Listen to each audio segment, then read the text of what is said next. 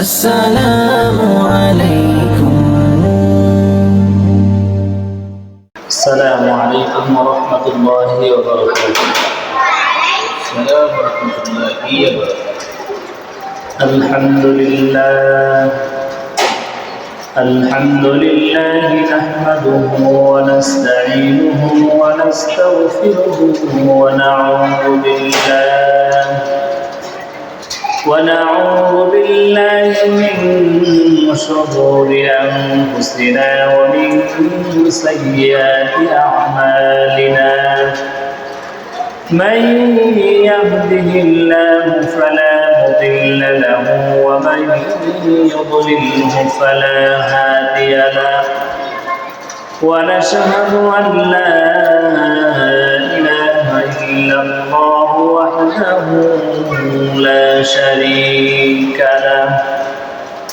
ونشهد أن سيدنا وسندنا وحبيبنا وطبيبنا ومحبوبنا ومرشدنا ومولانا محمد أرسله بالحق بشيرا ونذيرا وداعيا إلى الله بإذنه وسراجا وقمرا منيرا. أما بعد فقد قال الله تعالى في كلامه المجيد وفرقانه الحميد. সকলেই পড়ি আউযু বিল্লাহি মিনাশ শাইতানির রাজীম। বিসমিল্লাহির রাহমানির রাহিম। ওয়া أرسلناك إلا رحمة للعالمين. وقال تعالى محمد رسول الله والذين معه أشداء على الكفار رحماء بينهم تراهم ركعا سجدا يبتغون فضلا من الله ورضوانا.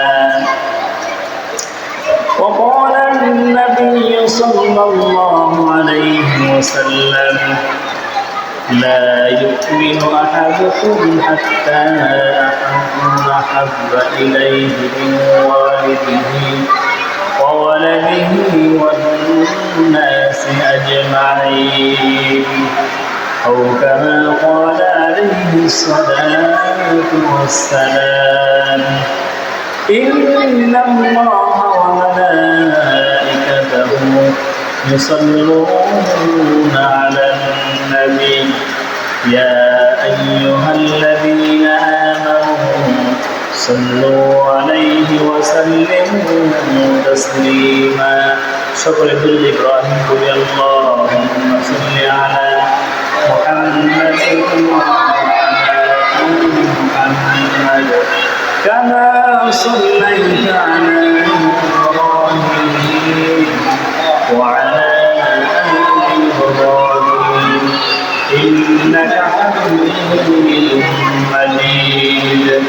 اللهم بارك على محمد وعلى آل محمد كما باركت على إبراهيم وعلى آل إبراهيم إنك حميد مجيد.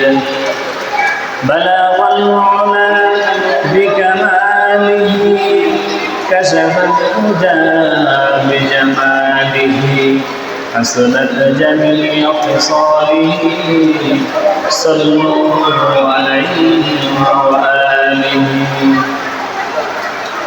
আরবের বুকে মক্কার উপরে আমিনার যেথাই ঘর খুদার করুণা কৌসার জলসে বারম্বার ওয়ালা বিকামালি কাশাফা হুদা বিজামালিহি حسنت جميع خصاله صلوا عليه وآله जगह जी लगाने के लिए दुनिया नहीं है इबरत की जा है तमाशा नहीं है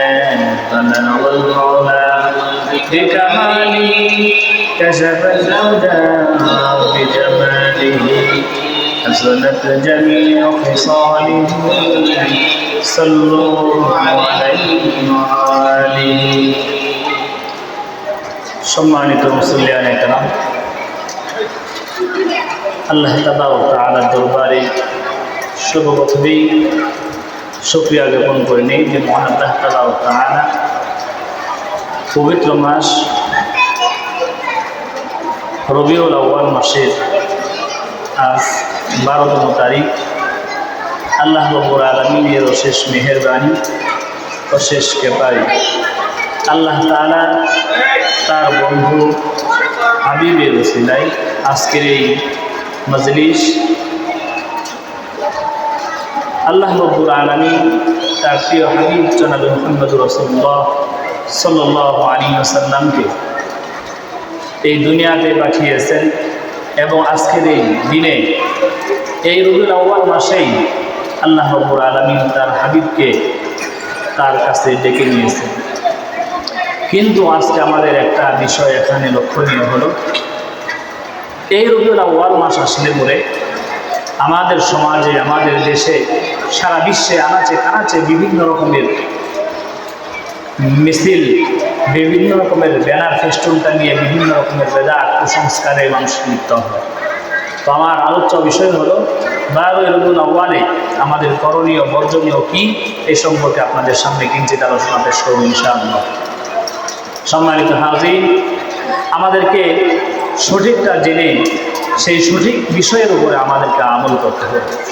কিন্তু আজকে আমাদের এই সঠিক বিষয়টা আমাদের জানা না থাকার কারণে আজকের সমাজে, আজকের দেশে, সারা পৃথিবীতে আনাচে কানাচে বিভিন্ন রকমের বেদাত, বিভিন্ন রকমের ফিতনা ফাসাদ দেখা দিয়েছে। ঠিক কিনা বলেন? রবিউল আউয়াল মাসে আল্লাহ পাক রব্বুল আলামিন তার হাবিব জনাবে মুহাম্মদুর রাসূলুল্লাহ সাল্লাল্লাহু আলাইহি ওয়াসাল্লামকে দুনিয়ায় পাঠিয়েছেন। অকাল উলামায়ে কেরাম তেরা এই রবিউল আউয়াল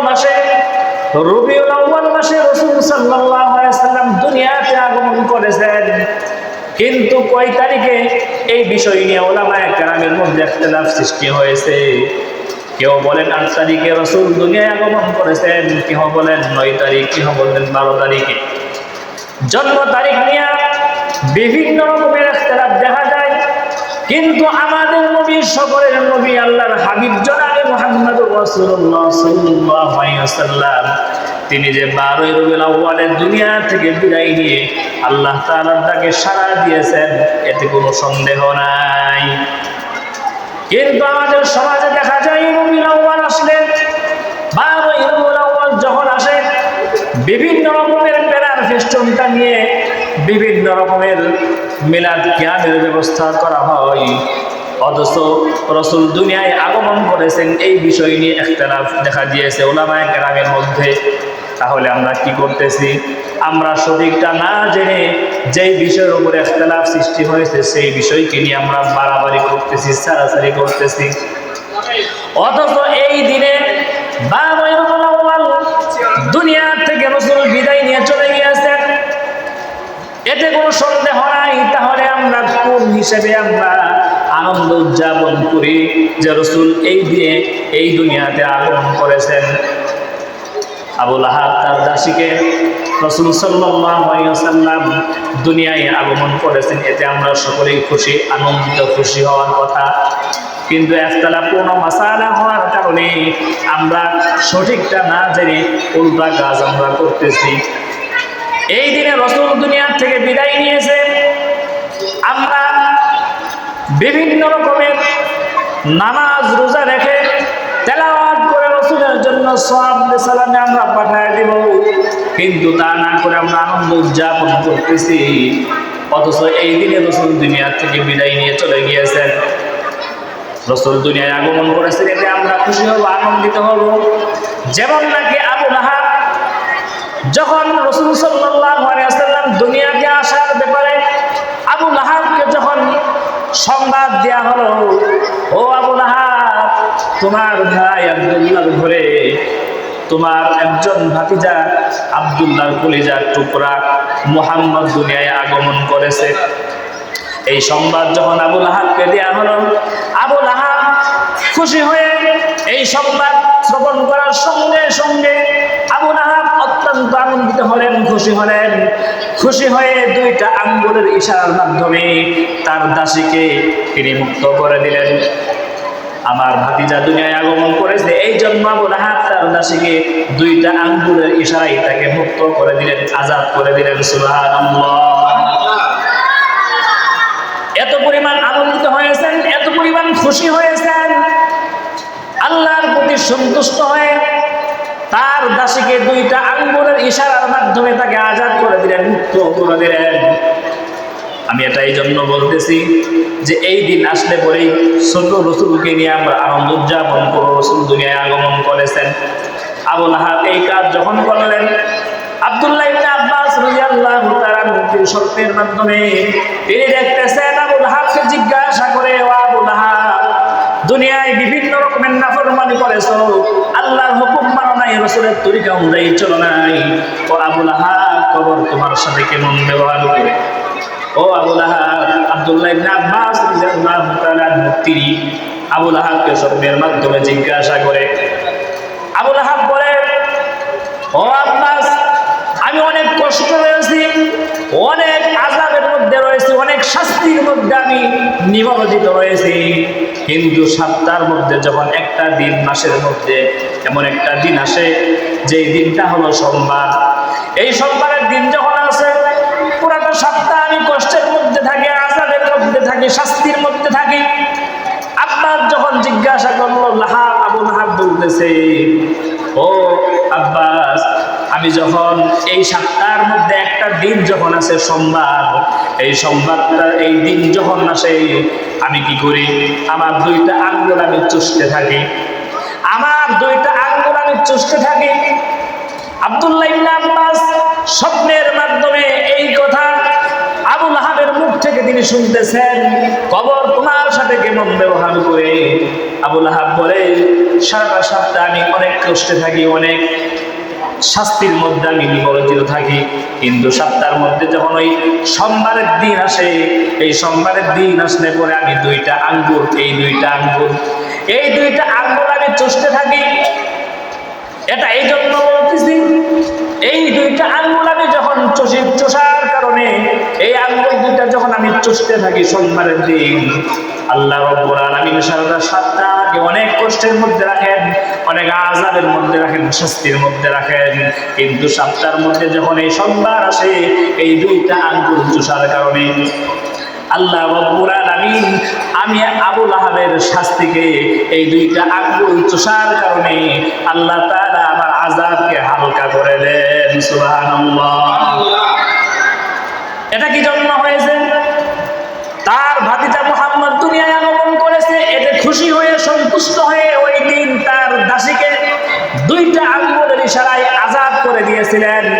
আল্লাহ রাব্বুল আলামিন তার এই কাজটাকে আল্লাহ তাআলা পছন্দ করেছেন। মুহাম্মদ দুনিয়া আগমন করেছে, এই জন্য আবু লাহাব খুশি হয়ে তার বাদীকে, তার দাসীকে আজাদ করে দিয়েছিলেন। এই জন্য আল্লাহ রাব্বুল আলামিন তার এই খুশি হওয়ার কারণে, আমার হাবিব মুহাম্মদ দুনিয়া আগমন করার কারণে এতে খুশি হয়ে আবু লাহাব যে তার দাসীকে আজাদ করে দিল, আল্লাহ তাআলা তার প্রতি খুশি হয়ে সপ্তাহের মধ্যে যখন এই সোমবারের দিন আসে, আল্লাহ রাব্বুল আলামিন ওই ঘটনাকে কেন্দ্র করে আল্লাহ রাব্বুল আলামিন আবু লাহাবের মতো কত ও কাফিরকে আল্লাহ তাআলা ওই দিনের শাস্তি থেকে তাকে মওকুফ করে দেন। সুবহানাল্লাহ। সম্মানিত হাজিরিন, আমি এই কথাই জন্য বললাম, আজকে আমাদের সমাজে বিশেষ করে বাংলাদেশের মধ্যে কিছু কিছু বাতিলপন্থী হয়েছে, যারা হক জানে না, না জানে, না বোঝে, এই 12 রবিউল আউয়ালকে বিভিন্ন রকমের মাতামাতি করে, বিভিন্ন রকমের ব্যানার ফেস্টুন টাঙিয়ে, বিভিন্ন রকমের কুসংস্কারের মধ্যে নিমজ্জিত হয়। আমি এটাই জন্য বললাম, রাসূল এসেছেন এই দিনে এটা নিয়ে ইখতিলাফ হয়েছে, কিন্তু এই দিনে দুনিয়ার থেকে বিদায় নিয়ে চলে গিয়েছেন, এটা সুনিশ্চিত, এতে কোনো সন্দেহ নাই। তাই আমাদেরকে এই হক কথাগুলো জানতে হবে, সমাজকে বুঝাইতে হবে, আমাদের প্রজন্ম যারা আসবে তাদেরকে বুঝাইতে হবে। আর যদি না বুঝাই তাহলে এরকম ভাবে বাতিল আস্তে আস্তে হক চলে যাবে, বাতিলের সারা বিশ্ব ভরপুর হয়ে যাবে, ঠিক কিনা? তাই আমাদেরকে সেই আল্লাহ রাব্বুল আলামিন যেইভাবে হক কথা বলার কথা বলেছেন, হক অনুযায়ী চলার কথা বলেছেন, রসুলকে ভালোবাসার কথা বলেছেন, রসুলের সুন্নাহ অনুযায়ী জীবনকে পরিচালনা করার কথা বলেছেন, রসুলের সুন্নাহ অনুযায়ী পরিবার, পরিজন, দেশ, সারা পৃথিবী পরিচালনা করার জন্য বলেছেন। সেই রসুলের সুন্নাহ অনুযায়ী চললেই আমাদের কামিয়াবি আসবে, আমাদের বিজয় আসবে, নয়তোবা আমাদের ধ্বংস অনিবার্য, ঠিক কিনা? আর যদি এইভাবে চলতে থাকে, চলতে চলতে জীবন নামে রশি শেষ হয়ে যাবে, আমি কোনোদিন কামিয়াব হতে পারবো না। আল্লাহ রাব্বুল আলামিন বলেছেন, রাসূল সাল্লাল্লাহু আলাইহি সাল্লাম এত উম্মতের প্রতি মায়া, এত ভালোবাসা, নিজের জানকে কুরবান দিয়েছেন, নিজের আরাম আয়েশকে হারাম করে নিয়েছেন, এই উম্মতের ফিকির করে, উম্মতের চিন্তা করে এখন নবী মদিনায় ওরে শুয়ে শুয়ে আই উম্মতি বলে কান্নাকাটি করে, রোনাজারি করে। আমার উম্মতেরা কি করবে? আমার উম্মতেরা যদি আল্লাহ তাআলাকে না মানে, রসুলের সুন্নাহকে যদি ভালো না বাসে, রসুলকে যদি ভালো না বাসে, কোরআনকে যদি ভালো না বাসে, তাহলে সারা জীবন তাদের ব্যর্থ আর ব্যর্থই পরিণত হবে, তারা কখনোই কামিয়াব হতে পারবে না। রাসূল সাল্লাল্লাহু আলাইহি ওয়াসাল্লাম এই বলে সর্বদাই জীবিত থাকা অবস্থায় তিনি কান্নাকাটি করেছেন, মৃত্যুর পরও কান্নাকাটি করেন। এই জন্য আল্লাহ রাব্বুল আলামিন সেই রাসূলকে এত পরিমাণ উম্মতের প্রতি মায়া, এত পরিমাণ ভালোবাসা, যেই জন্য হাজার আঘাত সহ্য করেছেন, কিন্তু তার প্রতিবাদ কখনোই করেন নাই। উম্মতের জন্য দোয়া করেছেন, উম্মতের ফিকির তিনি বারবার করেছেন। এই জন্য আল্লাহ রাব্বুল আলামিন কালামে পাকের মধ্যে আয়াত উঠে দিলেন, ওয়ামা আরসালনাকা ইল্লা রাহমাতাল লিল আলামিন। হে নবী, আমি আপনাকে সারা বিশ্বের জন্য রহমত হিসেবে প্রেরণ করলাম। সুবহানাল্লাহ।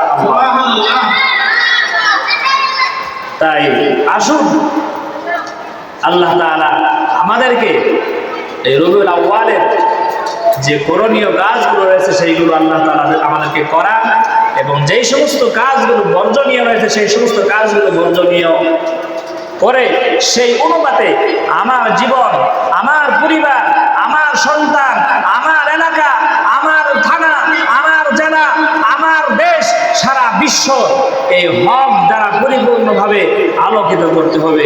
আল্লাহ রাব্বুল আলামিন আমাদেরকে এই হক অনুযায়ী সদা সর্বদাই হক কথা বলা এবং হক অনুযায়ী চলার তৌফিক আল্লাহ তাআলা দান করেন। সকলেই বলি আল্লাহুম্মা আমিন। الحمد لله رب العالمين. السلام عليكم ورحمة الله وبركاته.